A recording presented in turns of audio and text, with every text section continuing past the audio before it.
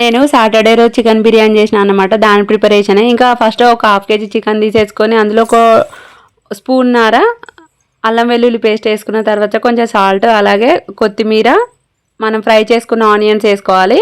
వేసుకొని గరం మసాలా కొంచెం వేయాలి. ఇది ఇంట్లో ప్రిపేర్ చేసిందే, బయట మసాలాలు అంతా నేనేమో వాడను.